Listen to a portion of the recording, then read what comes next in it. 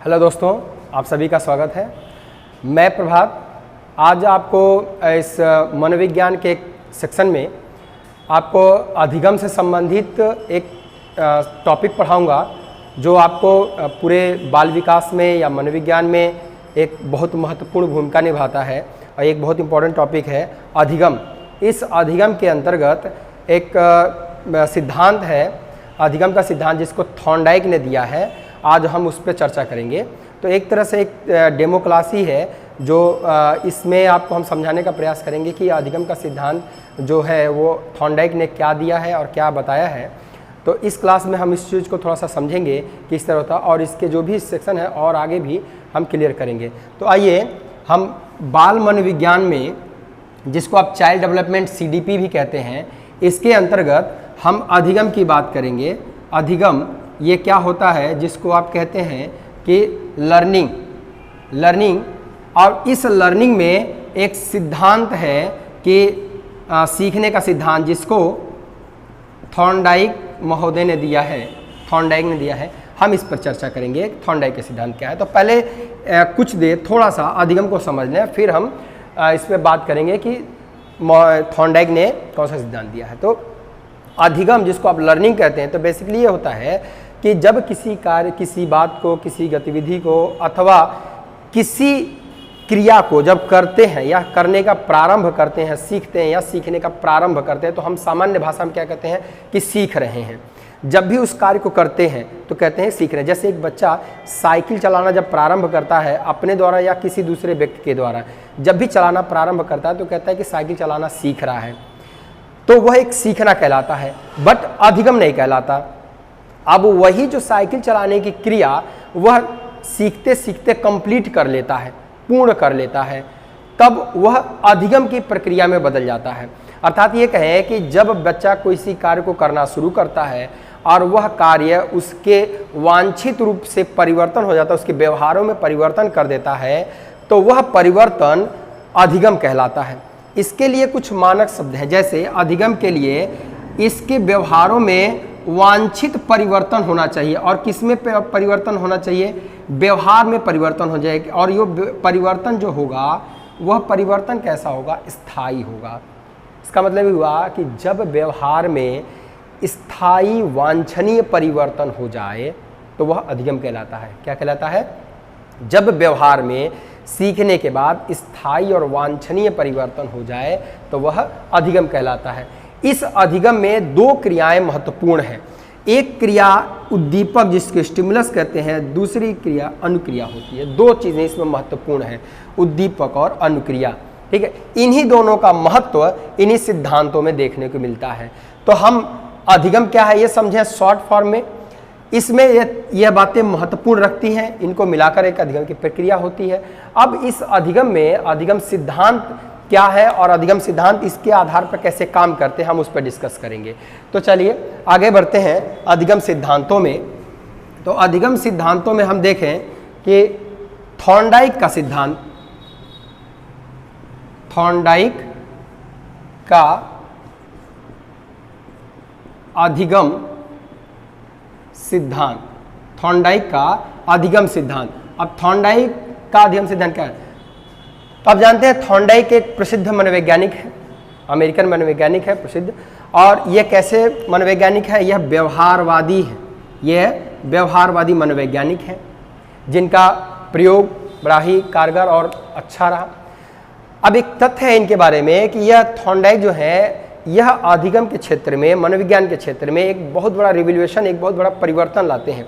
और इनको उस परिवर्तन, उस रिवोल्यूशन, उस अधिगम के थ्योरी और सिद्धांत के कारण इनको कुछ और भी कहा गया, कुछ और भी उपाधियां दी गई जो अगले में समझेंगे अगले समय में कि क्या इनको और कहा गया।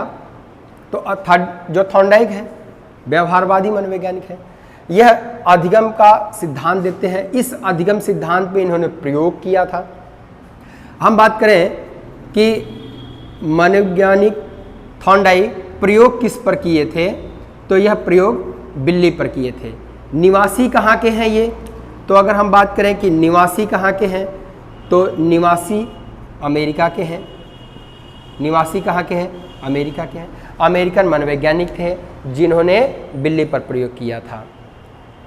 अब इनसे जुड़े कुछ अन्य तथ्य भी हैं। थॉर्नडाइक ने अधिगम को बताने के लिए, अधिगम के सिद्धांत देने के लिए एक प्रयोग किया। उस प्रयोग में क्या था कि बिल्ली और एक पिंजड़ा, इस पिंजड़े में बिल्ली को इन्होंने बंद किया और बाहर एक मछली का टुकड़ा रखा, बाहर एक मछली का टुकड़ा रखा जो कि इस सिद्धांत को दिखाने के लिए या सिद्ध करने के लिए यह सही था। अब मछली का टुकड़ा बाहर रखा और बिल्ली जो थी वो कैसी थी? भूखी, यानी किसी भी क्रिया करने के लिए क्या होगा? भूख होना जरूरी है। तो भूख इसकी क्या कही गई? उसकी आवश्यकता थी। भूख क्या थी हम यह कह दें तो भूख उसकी आवश्यकता थी। भूख जो थी उसकी आवश्यकता थी, नीड था, बिल्ली भूखी थी। अब इस सिद्धांत में कुछ बातें निकल के आए जो इनके सिद्धांत में था। तो इनके सिद्धांत का नाम देखें, फिर इस प्रयोग को हम उससे लिंक करेंगे जो इनके सिद्धांत नाम है। इनके सिद्धांत का नाम क्या था? उद्दीपक अनुक्रिया, उद्दीपक अनुक्रिया सिद्धांत, उद्दीपक अनुक्रिया सिद्धांत, यह इनके सिद्धांतों का नाम था, उद्दीपक अनुक्रिया सिद्धांत, जिसे आप कहते हैं stimulus response, stimulus response theory, SR theory, SR theory या SR सिद्धांत, SR थ्योरी या SR सिद्धांत, उद्दीपक अनुक्रिया सिद्धांत। अब इसमें दो नाम दिख रहे हैं, एक उद्दीपक दिख रहा है, एक अनुक्रिया दिख रहा है। अब उसका प्रयोगों में कैसे क्या महत्व है? तो थॉर्नडाइक ने कहा कि जब भी कोई बालक, कोई बच्चा, कोई व्यक्ति सीखता है तो वह सीखने की क्रिया में, सीखने के क्रम में कुछ कार्य करेगा, वह कार्य उसकी अनुक्रिया हो जाएगी, या कुछ भी वो करने जाएगा उसी करने की क्रिया को अनुक्रिया कहेंगे। और करेगा क्यों?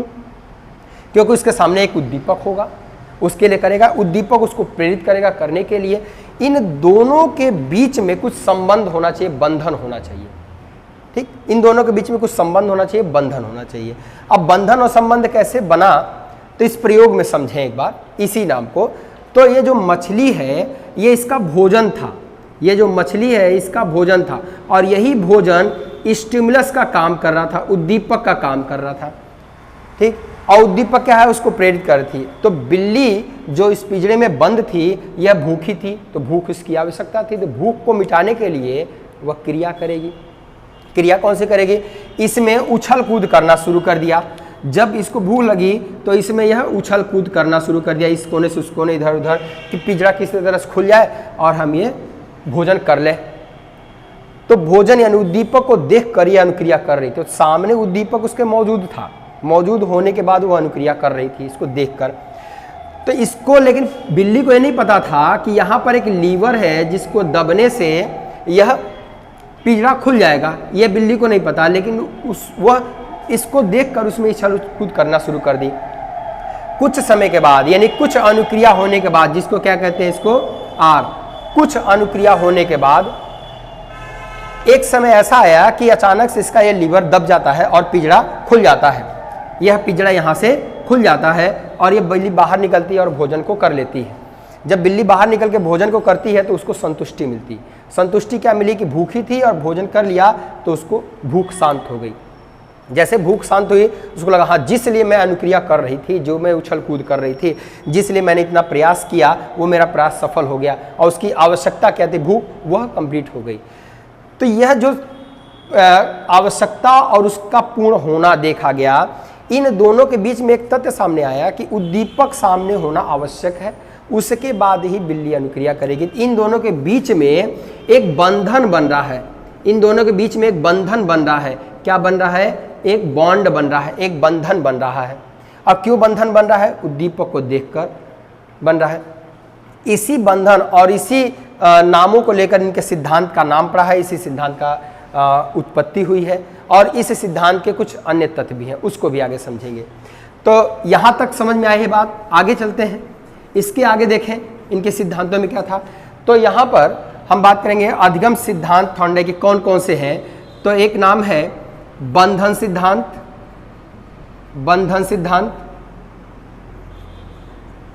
उद्दीपक अनुक्रिया सिद्धांत, उद्दीपक अनुक्रिया सिद्धांत, जिसको एसआर थ्योरी भी कहते हैं, एसआर सिद्धांत, संबंधवाद भी सिद्ध कहते हैं, संबंधवाद सिद्धांत भी कहते हैं, ठीक है, संबंधवाद सिद्धांत कहते हैं।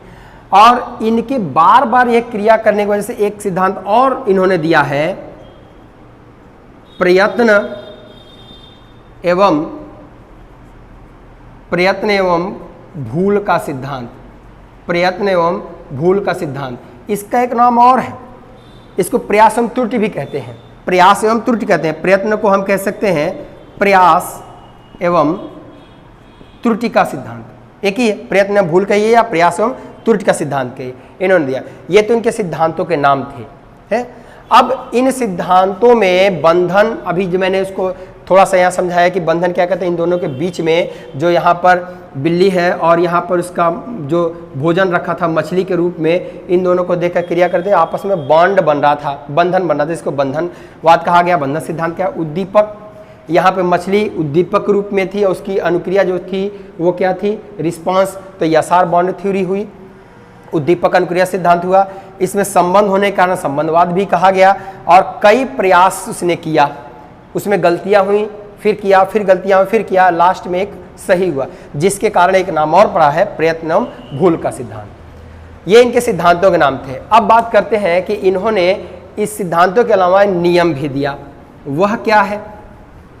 तो थॉर्नडाइक ने अपने अधिगम में सिद्धांतों को समझाने के लिए, इस क्रिया को करने के लिए इन्होंने नियम दिया है। एकमात्र ऐसे मनोवैज्ञानिक हैं जिन्होंने नियम दिया, वो कौन है, थॉर्नडाइक हैं। जब भी प्रश्न आपसे पूछे बच्चों कि कौन से ऐसे मनोवैज्ञानिक हैं जिसने अपने अधिगम सिद्धांत में नियम दिया, तो एकमात्र ऐसे हैं थॉर्नडाइक जिन्होंने अपने अधिगम सिद्धांत में नियम दिया। और इनका सिद्धांत विस्तृत है, इन्हीं कारणों से विस्तृत हुआ।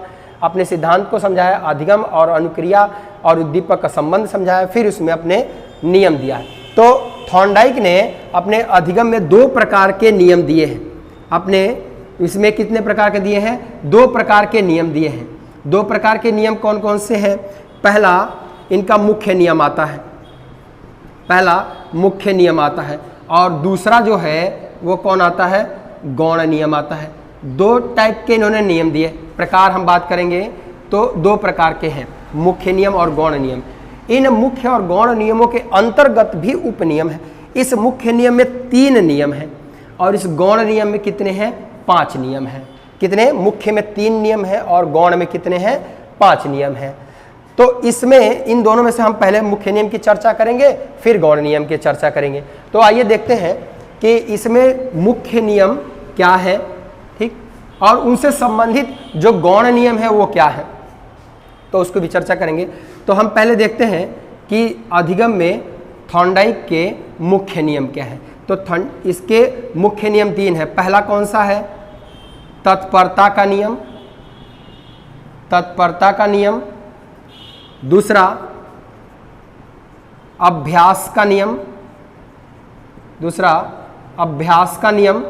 और तीसरा इनका जो मुख्य नियम था वह प्रभाव का नियम, प्रभाव का नियम। ये बात ध्यान रखेंगे कि यह जो नियम है यह क्रम से है, पहला तत्परता, अभ्यास और प्रभाव। कई बार ये भी प्रश्न में पूछा हुआ है कि थॉर्नडाइक का तीसरा नियम क्या था, तो थॉर्नडाइक का तीसरा नियम प्रभाव का नियम, थॉर्नडाइक का पहला नियम क्या था, तत्परता का नियम। तो इन नियमों में, मुख्य नियमों में यह 3 क्रम है, इन 3 क्रमों को उलट फेर करके नहीं पढ़ना है। अगर आप प्रभाव का पहले कर देंगे, अभ्यास बाद में कर देंगे, तो उसका जो रिजल्ट देखने को मिलेगा वो अंतर हो जाएगा, गलत हो जाएगा, सही नहीं होगा। तो क्रम याद रखने है कि तत्परता का, अभ्यास का और प्रभाव का नियम है। हम बात करेंगे तत्परता के नियम की। तत्परता का नियम क्या है, तत्परता का नियम ये कहता है कि पहले बालक को कुछ क्रिया करने के लिए या गतिविधि करने के लिए, सीखने के लिए, पढ़ने के लिए तत्पर होना पड़ेगा, तैयार होना पड़ेगा। अगर वो तत्पर हो गया, तैयार हो गया, तब वह उस कार्य को बेहतर कर सकेगा या उसको शुरू करने में उसका मन लगेगा। तो तैयार होना सबसे पहले क्या होता है, तत्परता का नियम। फिर बात आता है कि जब तैयार होकर कार्य करने लगेगा तो उस कार्य करने में कई गलतियां होंगी और सही होगा। तो जब गलतियां और सही करने की क्रिया आएगी तो हम कहते हैं अभ्यास के नियम। तो अभ्यास के नियम में कई सारे अनुक्रिया वो करेगा, उन अनुक्रियाओं में से एक अनुक्रिया सही होगी। कई अनुक्रिया करें, कई बार प्रैक्टिस करे, कई बार अभ्यास करे, कई बार कोशिश करेगा, उसमें कई सारी गलतियां होंगी, एक सही होगा।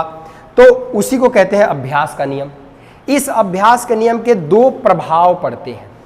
इस अभ्यास के नियम के दो प्रभाव, एक तो अभ्यास उपयोगी होगा अथवा अनुपयोगी होगा। एक क्या होगा, उपयोगी होगा, दूसरा अनुपयोगी होगा। तो अगर उसका अभ्यास उपयोगी हुआ तो उसका रिजल्ट सार्थक हो जाएगा।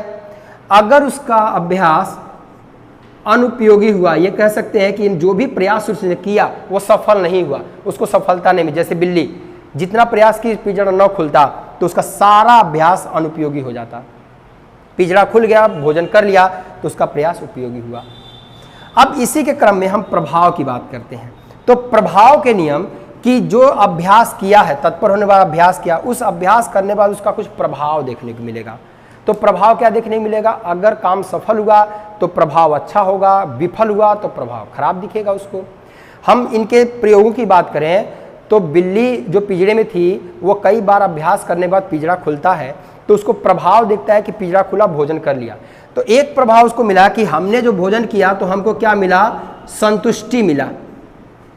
अगर पिंजरा न खुलता और भोजन न कर पाती तो उसको क्या मिलती, असंतुष्टि होती। क्या होती, असंतुष्टि होती या असंतोष। इसको कह सकते हैं संतोष या असंतोष। पिंजरा न खुलता, नहीं भोजन कर पाती तो असंतोष, और पिंजरा खुल गया, भोजन कर ली तो क्या हुआ, संतोष या संतुष्टि। ये दो प्रभाव पड़ते हैं इसके, और अभ्यासों में दो प्रकार से। तो यह तीन मुख्य नियम थे इनके, जो क्रम वाइज है, एक फिर दो फिर तीन। इसी क्रम में यह व्यक्ति कोई भी अनुक्रिया, कोई भी क्रिया करता है। उम्मीद करते हैं कि ये वीडियो आपको समझ में आएगा, अच्छा लगा होगा। इसी क्रम में इनके अगले वीडियो हम जल्द आपके लेकर आएंगे। तब तक के लिए धन्यवाद।